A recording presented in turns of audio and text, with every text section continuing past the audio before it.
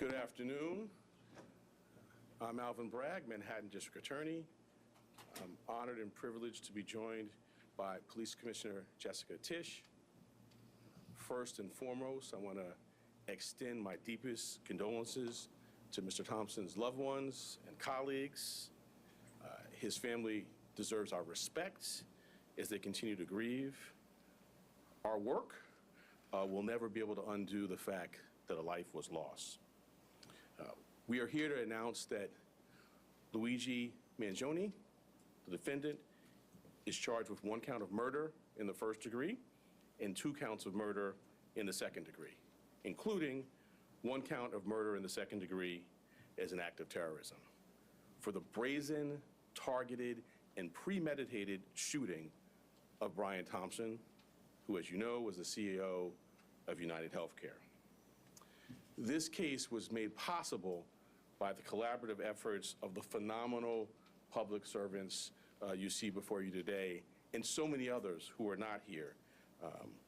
I'm honored to lead the Manhattan District Attorney's Office and privileged to serve alongside Assistant District Attorneys Joel Seidman, Kristen Bailey, and Zachary Kaplan, who were working from the outset, hand in hand, with the greatest police department in the world. The chief of our trial division, Lisa Del Pizzo, and the deputy chief, Chris Prevost, provided sage oversight and direction. And I want to acknowledge our high technology analysis unit. There was a lot to be processed here. Steve Moran, in particular, who heads that, and Marco Popic. We are privileged here at the DA's office to work every day with the phenomenal public servants at the NYPD. It has been a distinct pleasure to work besides Commissioner Tisch, an exemplary partner, and Chief of Detectives Joseph Kinney. Almost every day we're in touch, and his leadership is second to none. And then Deputy Commissioner Rebecca Weiner, who, as I tell her, there are a lot of challenging things happening in the world, and I sleep better at night knowing that she is the Deputy Commissioner in charge of terrorism. The detectives on this, out doing the courageous frontline work, Detective Oscar Diaz, Detective Curcio, exemplary, the finest. It wasn't just those of us here in New York. I want to acknowledge the great work of our partners in Altoona, the Altoona Police Department, the Blair County District Attorney's Office, the governors of New York and Pennsylvania, the FBI, and of course, the brave members of the public who answered the call when our great commissioner put out the call for their assistance. This was a frightening, well-planned, targeted murder that was intended to cause shock and attention and intimidation. It occurred in one of the most bustling parts of our city, threatening the safety of local residents and tourists alike, commuters and business people just starting out on their day. Let me say a bit more about the charges. They include 1 count of murder in the first degree as a killing in furtherance of terrorism, 2 counts of murder in the second degree, 1 charging that the killing was done as an act of terrorism, and the second pertaining to the fact that the killing was intentional. The maximum penalty possible for murder in the first degree and murder in the second degree as an act of terrorism is life without parole. The maximum penalty for murder in the second degree is 25 years to life. There are additional counts as well. A number of criminal possession of weapon charges, 2 counts in the second degree, 4 counts in the third degree, 1 count in the fourth degree, and a count of criminal possession of a forged instrument in the second degree. Let me tell you a bit about the facts. On November 24th, we allege that the defendant arrived in New York City to murder Brian Thompson. After the defendant arrived in New York City on a bus at Port Authority, he checked into the hostel on the Upper West Side using the name Mark Rosario with a fake New Jersey ID. On the morning of December 4th, the defendant left the hostel, just after 5:30 a.m. and traveled to Midtown. For nearly an hour, we allege the defendant waited in the area near the Hilton Hotel, waiting for Mr. Thompson to appear. From 6:38 a.m. to 6:44 a.m., The defendant stood across from the entrance of the hotel on West 54th Street. When he saw Mr. Thompson, he crossed the street and approached him from behind. We allege he then took out a 9mm 3D printed ghost gun, equipped with a 3D printed suppressor, and shot him once in the back and once in the leg. The defendant then fled northeast on 54th Street and took an e-bike uptown before getting into a taxi that took him to West 178th Street and Amsterdam Avenue. On December 9th, the defendant was spotted at a McDonald's in Altoona, Pennsylvania.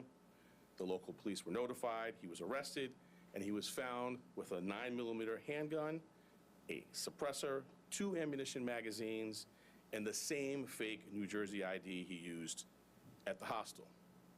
I want to say a word about ghost guns. These weapons are increasingly proliferating throughout New York City and the entire country. Involving technology will only make this problem worse. Last year, over 80 ghost guns and ghost gun parts were recovered in Manhattan alone. The NYPD and the Manhattan DA's office have been leading in the interdiction of these ghost guns. And one thing I want to make clear, they're unserialized, they can be printed out, but as this case tragically makes clear, they are just as deadly as traditional firearms. This will remain a priority for us here in Manhattan. Finally, I know there have been questions about the extradition process. The latest that I can offer you is that the defendant is currently scheduled to appear in court in Pennsylvania on Thursday morning, first for a preliminary hearing on his Pennsylvania charges. Immediately to follow that will be an extradition hearing. We have indications that the defendant may waive that hearing, in which case he'd be brought to New York forthwith. In any event, we have been preparing on parallel paths, and before the hearing, we'll send to the governor of the state of New York the paperwork that would be necessary if he does not waive during that hearing. I now want to turn over to our great commissioner, and when I do so, I wanted to thank her for her partnership, not only on this matter, but on all we do every day together. Thank you.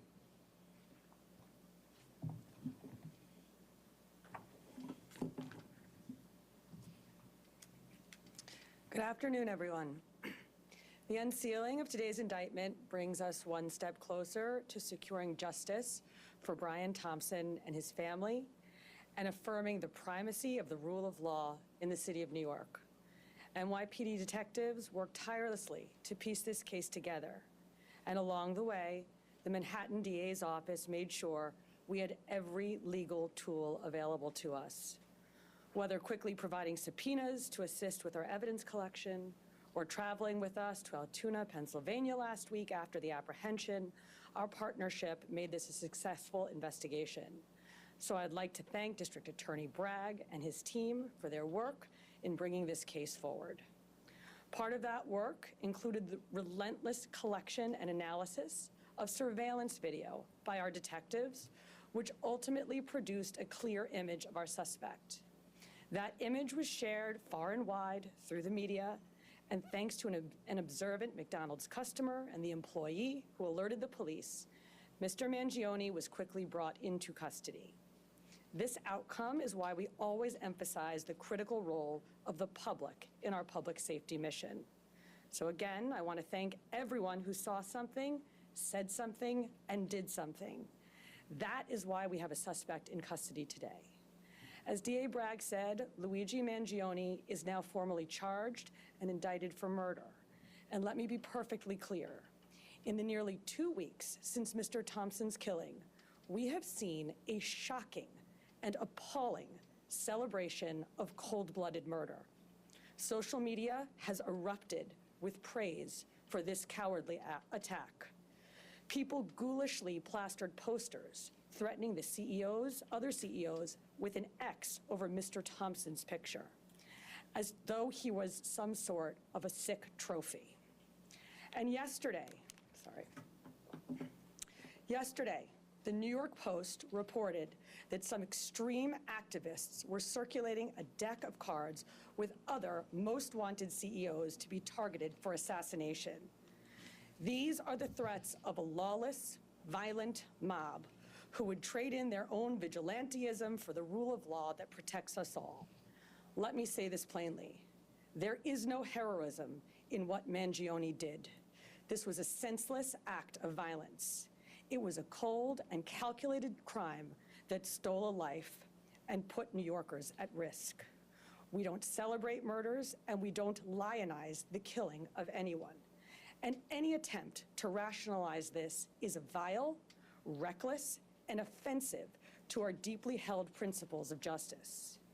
Now, as we await the extradition process in Pennsylvania to complete, we continue our public safety work here at home. That includes our focus on the growing threat of ghost guns, one of which was used in this attack. The NYPD remains committed to tracking down and removing these untraceable weapons from our streets. And we will do that work hand in hand with District Attorney Bragg here in Manhattan and in every other borough to ensure that those who possess, distribute, and use these weapons are held fully accountable. Finally, I want to again thank every member of the NYPD, uniform and civilian, working on this case, led, of course, by our great Chief Kenny, whether in Midtown North Squad, Homicide, Crime Scene Unit, Intelligence Bureau, and everywhere else. All of you contributed to today's indictment, and you've brought the Thompson family one step closer to justice in this case. Thank you.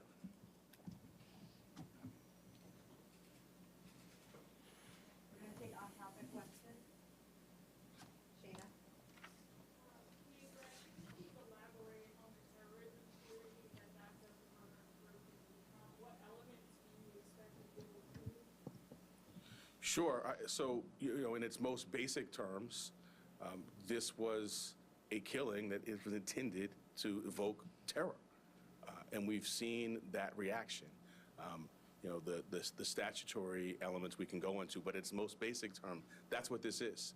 This was not an ordinary killing, not to suggest that any killing is ordinary, but this was extraordinary, and the New York State Legislature has, set out, both the paths that we talk about, both the murder one and murder two, and this, we allege, is certainly squarely within those statutes, which talk about intending to do exactly what we saw happen here. Anthony?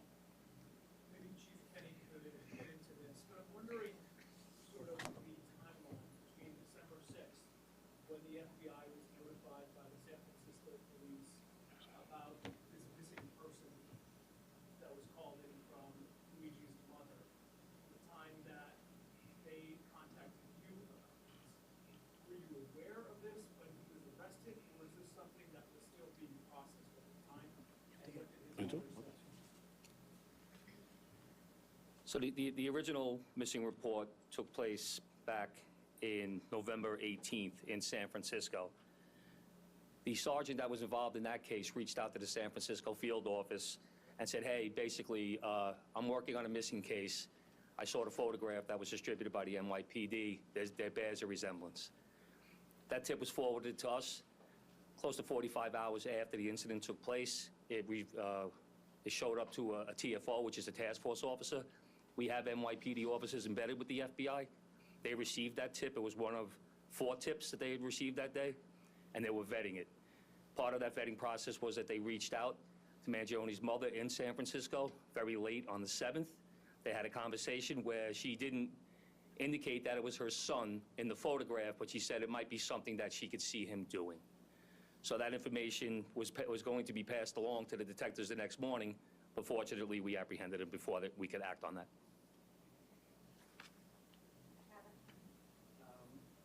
The commissioner has talked about how the defendant's been lionized and celebrated. I'm wondering how concerned you are about a potential jury knowing that someone on that jury would be someone who would lionize and celebrate him. Well, I want to echo the commissioner's words and concerns, which I think were put forth beautifully. I mean, we see a lot in these jobs. I meet with the families of homicide victims, and I just can't wrap my head around the notion that someone is celebrating this.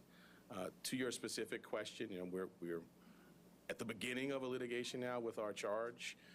We have a phenomenal trial team in place, led by ADA Joel Seidman, who has been in this office for more than 40 years and handled some very challenging matters. We have a voir dire process in place. I have faith in our jury system to select 12 people who can be fair and impartial, but we'll move forward, and that's something well down the road, but we'll be ready when that time comes. Two questions, if possible. One will be about Mr. Thompson's family. But the first, I want just maybe to explain more to viewers how you come to the conclusion that this is an act of terrorism. I think it's an important part of this. And so I'm hoping maybe you can explain that a little more, just sort of define maybe the statute here. Sure, and my point, the statute talks about attempts to influence or coerce a civilian population.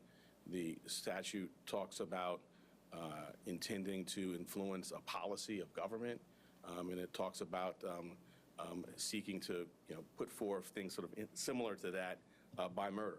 So the statute, the plain language of the statute is clear. Obviously, we've charged it, the grand jury has voted on it, and we intend to go forward and prove it. But I think it does help to take a step back, and think about the proof in the case, some of the writings. I'm not going to get into too much of that, but and the actual reaction. In the middle of Midtown, the beginning of a busy day, tourists, commuters, business people, the intent was to sow terror. And if I could just on Mr. Thompson's family, sadly, as you say, not a lot of focus has been given to Mr. Thompson or his family. I'm wondering if the services folks or any of the folks in your office have been talking to them on what that's been like. If there's anything you can say about that. I'm not going to talk about communications with the family other than to say that we have a robust survivor services staff here that is second to none. But I would not talk about communications with any family. I don't think it'd be appropriate. But I appreciate your concern. Well, it's just because, indeed, like you're saying, there's been so much focus on the suspect. Yeah. It's quite different than the office. I echo what the commissioner said, and the sentiment of your question, my heart goes out to it. This is a significant piece of what we do here, is we center the trauma of survivors and victims and their families. A significant piece of what I do is sit across the table and look people in the eye, and when appropriate, if they want to, offer a hug. And we have dedicated advocates and counselors and great staff that focuses on that. So I agree completely with you. And I wish that that's where the public's focus was exclusively. That's where it should be. That's where it is here, in addition to obviously the facts and the law in the case. But because of respect for where your question is coming from, I'm not going to get into communications. President, Commissioner, given the celebration of the pride, I'm wondering if the NYPD is interested in any of this taxes or this office goes to the point of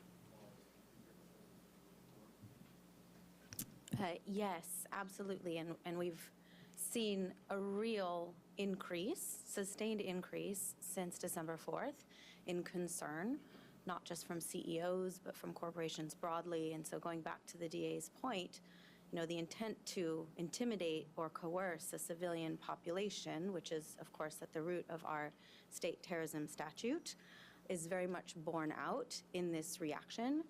And for good reason. We've had a torrent of online threats. We've had real-world activity that the police commissioner flagged, which is abhorrent, and it causes concern. So we have done a lot to work with corporate security partners with whom we partner on a daily basis in this city, at the city level, at the state level, trying to make sure that everybody has the best practices that they need, that they know where to flag not just general ambient concerns, but specific threats that they might be receiving.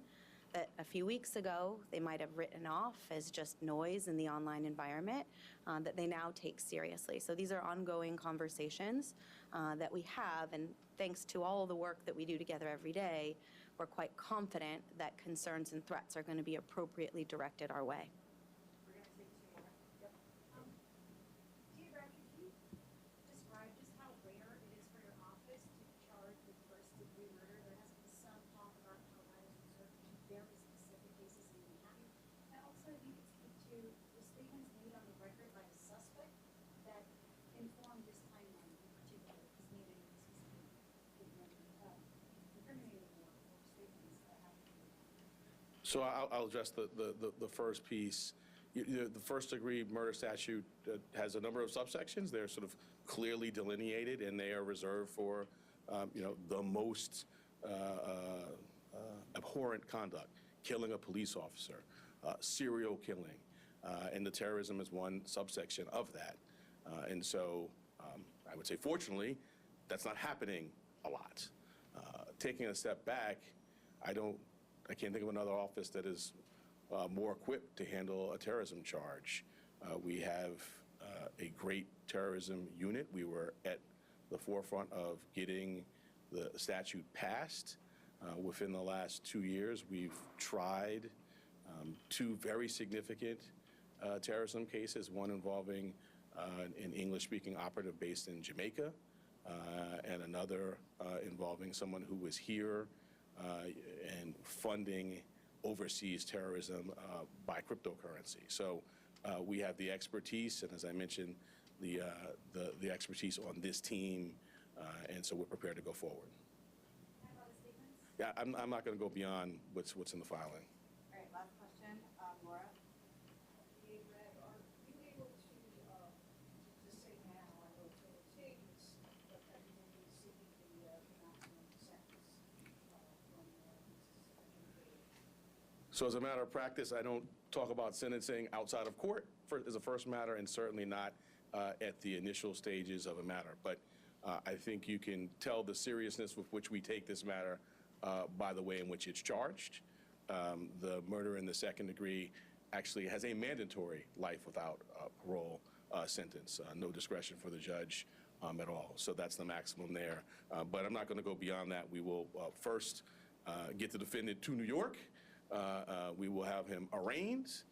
We will be before our judge. We will engage in pretrial litigation. If there's a trial, we're ably equipped to do that. And then we will proceed to sentencing, at which point we'll make our arguments in court. Thank you all so much. Thank you. I'm just taking your vote.